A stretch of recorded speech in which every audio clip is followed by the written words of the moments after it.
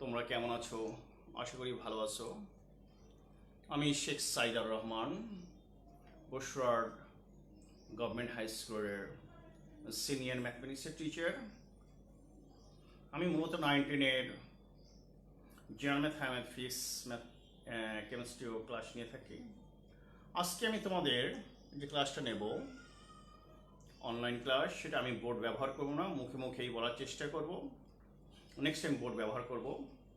আজকে আমি অষ্টম শ্রেণীর পার্ট নিয়ে আলোচনা করব। অষ্টম শ্রেণীর সেই পার্টটা হচ্ছে সপ্তম অধ্যায়, যেটা হচ্ছে পৃথিবী ও মহাকর্ষ।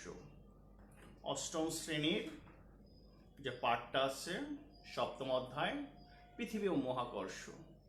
আসলে এই চ্যাপ্টারটা সবসময় থেকে থাকে, সকল সিলেবাসে থেকে থাকে। 9-10 কেন ইন্টারমিডিয়েটও আছে, তবে এই চ্যাপ্টারটাকে অন্যান্য ক্লাস এটাকে যে নামে দেওয়া হয় সেটা হচ্ছে মহাকর্ষ অভিকর্ষ নিয়ে, এই হিসেবে এই চ্যাপ্টারটাকে দেওয়া হয়। তো এই চ্যাপ্টারের প্রথম কথা, দুটো শব্দ পাচ্ছে, একটা পৃথিবী, একটা মহাকর্ষ। পৃথিবী কি, পৃথিবীর সম্পর্কে যে বিস্তারিত আমি আসলে এখানে আলোচনা করব না। আমি এটা ভূগোলে এবার সামাজিক বিজ্ঞান যখন আসবে তখন নেক্সট চ্যাপ্টারে সেটাকে আলোচনা করবো না। পৃথিবী বলতে তবে আমরা যেটা বুঝে থাকি সেটা হচ্ছে সৌরজগৎ একটি গ্রহ। কেমন গ্রহ? মানুষের বসবাসের উপযোগী একটা গ্রহ, যেখানে প্রয়োজনীয় মাফিক গ্যাস, পানি, মানুষের জীবনযাপনের জন্য, জীবন ধারণের জন্য, উদ্ভিদের জন্য যে প্রয়োজনীয় উপকরণগুলো থাকা উচিত সেইগুলো আছে। তাই প্রশ্ন আবার থেকে যায় যে অন্য গ্রহগুলোতে নেই কি সেগুলো? আচ্ছা, আছে না আছে সেটা নিয়ে এখন আলোচনা করব না। হয়তো আছে, মানুষ এখন সন্ধান পাচ্ছে না, এমন হতে পারে, তবে সেটা আমরা পরে জানবো। তবে একথা সত্যি, আমাদের পৃথিবী বা এই মহাবিশ্বের গ্রহ সম্বন্ধে আমাদের একটু জানার প্রয়োজন আছে।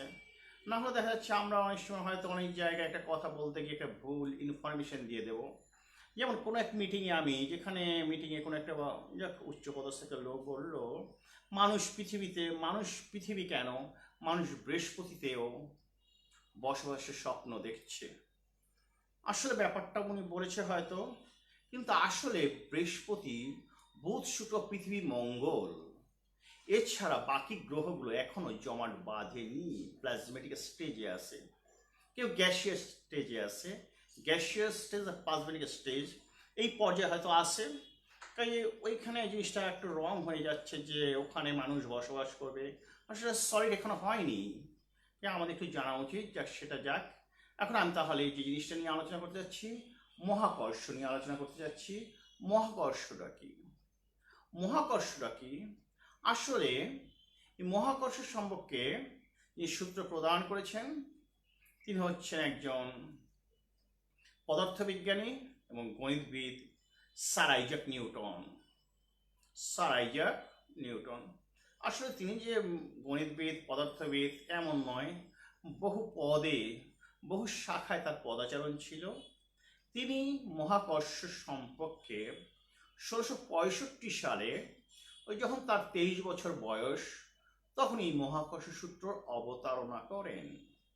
অর্থাৎ নিউটনের যখন 23 বছর বয়স, তখন তিনি মহাকর্ষ সূত্র আবিষ্কার করেন বা লিপিবদ্ধ করেন। তিনি যে বইটার মধ্যে লিপিবদ্ধ করেন সে বইটার নাম হচ্ছে ফিলোসফিয়া নেচারালিস ম্যাথমেটিকিয়া প্রিন্সিপিয়া। ফিলোসফিয়া নেচারালিস ম্যাথমেটিকিয়া প্রিন্সিপিয়া। 1665 সালে, তখন তার বয়স ছিল 23 বছর। আসলে নিউটন এত বড় একটা বিজ্ঞানী যে বলা যেতে পারে 19 শতকে পর্যন্ত বিজ্ঞানী যত আবিষ্কার, তার প্রায় অর্ধেকই নিউটনের আবিষ্কার। এত বড় একজন বিজ্ঞানী। যাক, বিজ্ঞানী সম্বন্ধে আমরা পরে জানবো। আজকে আমরা একটা ডেফিনেশন জানি, মহাকর্ষটা কি।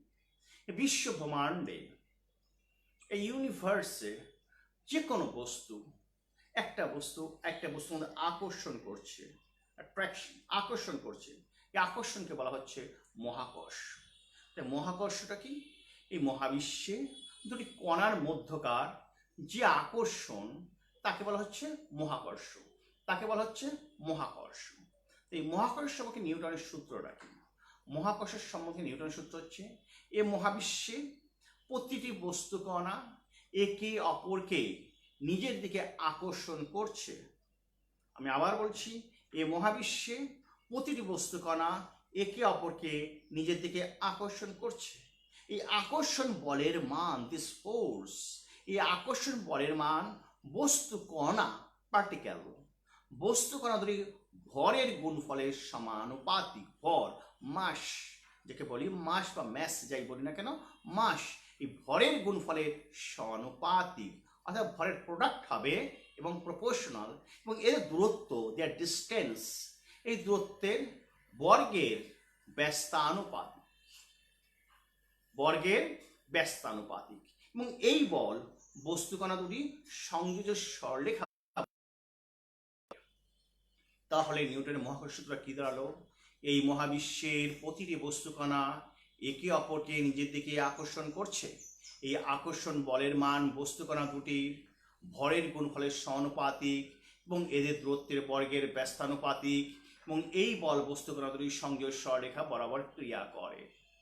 এখন আমরা যদি কনসিডার করি প্রথম বস্তুর ভর m1, দ্বিতীয় বস্তুর ভর যদি m2 ধরি এবং এদের মধ্যকার দূরত্ব যদি d ধরি, তাহলে আমি যে নিউটনের মহাকর্ষ সূত্র অনুযায়ী লিখতে পারবো F proportional m1 into m2, 1 number relation, F proportional 1 by d square, 2 number relation, from 1 and 2 এই দুটো রিলেশন থেকে আমরা পাবো F proportional m1 m2 by d square, F proportional। প্রশ্ন হচ্ছে যারা অঙ্কের বা ফিজিক্সের তারা বুঝে এই প্রপোর্শনাল চিহ্ন তুলতে হলে একটা কনস্ট্যান্ট অ্যাড করতে হয়, প্রোডাক্ট করতে হয়, কনস্ট্যান্ট, ধ্রুবক। এখানে একটা কনস্ট্যান্ট অ্যাড করা হচ্ছে, সেটাকে বলা হচ্ছে গ্রেটার জি। এই গ্রেটার জিকে বলা হচ্ছে ইউনিভার্সাল কনস্ট্যান্ট, ইউনিভার্সাল ধ্রুবক, ইউনিভার্সাল কনস্ট্যান্ট অথবা ইউনিভার্সাল ধ্রুবক। এই জি এর মান হচ্ছে 6.6575 10⁻11 newton meter square per KG square.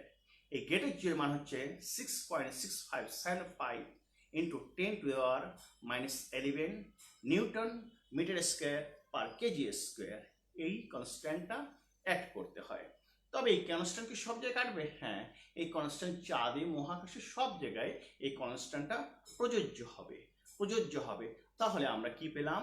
নিউটনের মহাকর্ষ সূত্র থেকে F সমান পেলাম F equal to G into m1 m2 by d square, অথবা পৃথিবীর ক্ষেত্রে সেখানে আমি লিখতে পারি F equal to G m1 m2 by r square লিখতে পারি।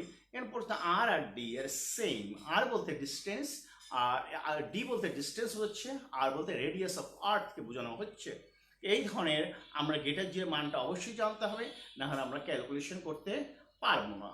মহাকর্ষ হচ্ছে সেটাই, এই মহাবিশ্বে যে দুটি কণার মধ্যে যে আকর্ষণ সেটাকে বলা মহাকর্ষ।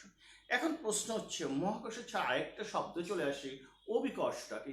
অভিকর্ষ হচ্ছে মহাকর্ষর মতোই, তবে অভিকর্ষ হচ্ছে যদি পৃথিবী যদি টানে, সেই টান যদি পৃথিবীর সাপেক্ষে কোনো বস্তু হয়ে থাকে তবে সেই মহাকর্ষ না বলে তাকে বলা হবে অভিকর্ষ। আমি আবার বলছি, মহাকর্ষ তখনই বলা হবে যখন পৃথিবী নয়, পৃথিবীও হতে পারে, অন্য যেটা গ্রহের সাথে সেটা হতে পারে, কিন্তু পৃথিবীর উপরিভাগে যেমন একটা টেবিল এবং পৃথিবীর যে আকর্ষণ সেটাকে অভিকর্ষ বলবো, সেটাকে আমরা অভিকর্ষ বলবো। যেমন পৃথিবী আর সূর্যের আকর্ষণকে আমরা মহাকর্ষ বলবো। একটু খেয়াল করতে হবে মহাকর্ষ আর অভিকর্ষ কি। আর অভিকর্ষ ত্বরণের ক্ষেত্রে স্মল জি ব্যবহার করা হয়। স্মল জি এর মানটা হচ্ছে পৃথিবীর বিভিন্ন স্থানে বিভিন্ন ভেরিয়েশন হচ্ছে। স্মল জি এর মান পৃথিবীর বিভিন্ন স্থানে বিভিন্ন হচ্ছে। প্রশ্ন হচ্ছে কেন ভেরিয়েশন হচ্ছে স্মল জি? স্মল জিটা কনস্ট্যান্ট নয়। স্মল জি দেখা যাচ্ছে হয়তো স্মল জি মেরু অঞ্চলে অনেক বেশি, এবং মেরু অঞ্চলে স্মল জি এর মান 9.83 মিটার পার সেকেন্ড স্কোয়ার।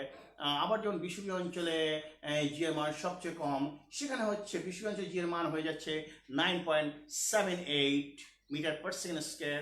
এবং অ্যাভারেজে বিষুবীয় মান যেহেতু জিরো, বিষুবীয় অঞ্চলের 0 ধরা হচ্ছে, মেরু অঞ্চলে 90 ধরা হচ্ছে, এর অ্যাভারেজটা হবে 45 ডিগ্রি উত্তর বা দক্ষিণ অক্ষাংশে। পৃথিবীর উত্তর বা দক্ষিণ অক্ষাংশে যেটা আদর্শ মান হিসেবে চিহ্নিত করা যায় অ্যাভারেজ, সেখানকার মান হচ্ছে 9.80665, 9.80665 এই হচ্ছে মান।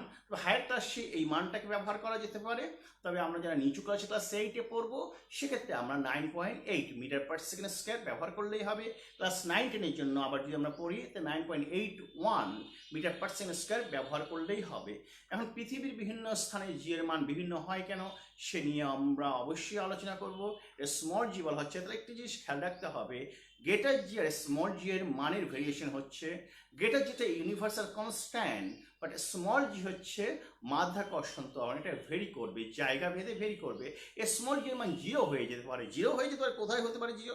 পৃথিবীর কেন্দ্রে জিরো, পৃথিবীর কেন্দ্রে জিরো, আর মহাশূন্য যেখানে ওজনহীন, সেখানে ওজনহীন যেখানে আসে সেখানে স্মল জি এর মান জিরো হয়ে যায়। তাহলে এখানে যে পৃথিবীর ব্যাপারটা আর মহাকর্ষ আমাদের যে চ্যাপ্টার ছিল, এই চ্যাপ্টার সম্বন্ধে আমি আগেই বলছি যে পৃথিবীর যে ব্যাপারটা আছে, পৃথিবী নিয়ে আমরা পৃথিবীর সৃষ্টি কীভাবে হলো, এটা আমাদের ধর্মীয় ব্যাখ্যা আছে, বৈজ্ঞানিক ব্যাখ্যা আছে, বিভিন্ন দৃষ্টিকোণ থেকে বিভিন্ন চিন্তাধারা থেকে ব্যাখ্যা হচ্ছে, যার ফলে অনেক সময় কন্ট্রাডিকশন, মানুষে ভেদাভেদ দেখা যাচ্ছে এই ব্যাখ্যার ক্ষেত্রে পৃথিবীর সৃষ্টি নিয়ে। আমরা সেখানে যাব না, আমরা বিশেষ সায়েন্টিফিক মেথড অন্যান্য গ্রহ যেভাবে সৃষ্টি হয়েছে পৃথিবী সেভাবে সৃষ্টি হয়েছে মনে করেই চেষ্টা করব। তবে যেহেতু ক্লাস 8 যারা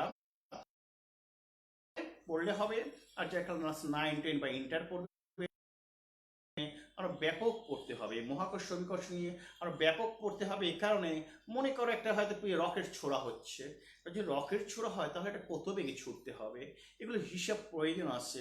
রকেট ছুটতে হলে আমাকে অবশ্যই সেটা 11 কিলোমিটার পার সেকেন্ড বেগে ছুটতে হবে, না হলে সেটা পৃথিবীতে আবার ফিরে আসবে, যে মুক্তিবেগ, ফ্রি ভেলোসিটি বলি, এগুলো জানতে হবে।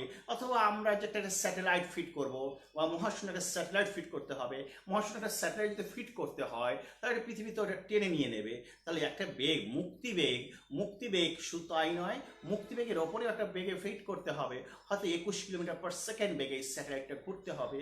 এই হিসেবগুলো অবশ্যই জানতে হবে। রকেট কীভাবে চলে সেটাও আমাদের জানতে হবে। প্লেন চলা, রকেট চলা, হেলিকপ্টার চলা, সবগুলো আকাশে উঠছে, কিন্তু তিনজনের চলাটাই ভিন্ন প্রসেসে চলছে, এক রুলসে একজনে চলছে। তো এই নিয়ে আমরা অবশ্যই বিস্তারিত আলোচনা করব।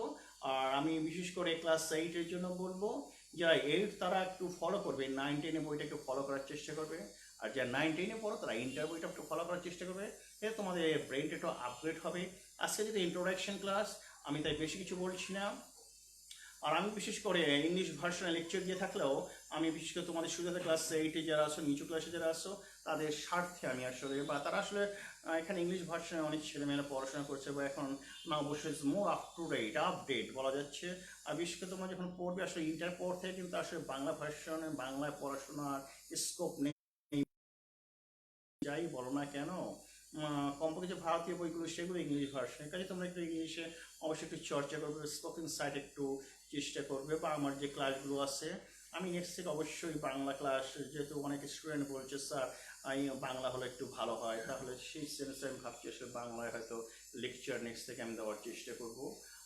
আজকের যে আমি সংক্ষিপ্ত লেসন তোমাদের শেষ করলাম, তোমরা ভালো থাকবে, আর এগুলো নিয়ে একটু পড়াশোনা করবে, একটু চিন্তা ভাবনা করবে, পৃথিবী কীভাবে ঘুরে, পৃথিবী কেন আকর্ষণ করে, পৃথিবীর কেন্দ্রে আকর্ষণ শূন্য কেন, আর পৃথিবীর খনিতে আকর্ষণ কমে যাচ্ছে কেন, অথবা একটা স্যাটেলাইট ফিট করা হলো কত ডিগ্রি অ্যাঙ্গেলে, যেগুলো 119 ডিগ্রি অ্যাঙ্গেলে হয়তো একটা আমাদের স্যাটেলাইট ফিট করা হয়েছে, 119 ডিগ্রি অ্যাঙ্গেল, কীভাবে বা স্যাটেলাইট ফিট করতে হয়, এগুলো অবশ্যই তোমরা ক্লাসে যখন যাবে স্যারদের একটু আলোচনা করবে, স্যার কী হবে, বা স্যাটেলাইট কীভাবে ধ্বংস হয়ে যায় বা কী হবে, এগুলো একটু আমাদের যদি জানি আমাদের ভালো লাগবে। আর রকেট কীভাবে চলে, রকেটের গতি কত লাগবে, পর্যন্ত বা প্লেন উপরে উঠতে পারবে, এই ব্যাপারগুলো যে আছে এগুলো তো জানতে হলে অবশ্যই মহাকর্ষ বিকর্ষ ছাড়া, বা নিউটনের যে সূত্রগুলো আছে, বিভিন্ন সূত্রগুলো তোমরা হায়ার ক্লাসে এগুলো পড়বে। এগুলো যখন পড়বে তখন দেখবে যে নিজের কাছেই ভালো মনে হচ্ছে, নিজেকে জাস্ট আপডেট মনে হচ্ছে। বিশেষ করে শুধু বইয়ের মধ্যে সীমাবদ্ধ থাকলে কিন্তু আসলে ব্রেনকে বিকশিত করা সম্ভব নয়, বা পৃথিবীর বিভিন্ন প্রশ্নের উত্তরও পাওয়া সম্ভব নয়। তোমাকে অবশ্যই একাধিক বই ফলো করতে হবে, শুধু গাইড বইয়ের উপর ভিত্তি, আর জ্ঞান যেখানে সীমাবদ্ধ সেখানে মুক্তি অসম্ভব। ধন্যবাদ সবাইকে।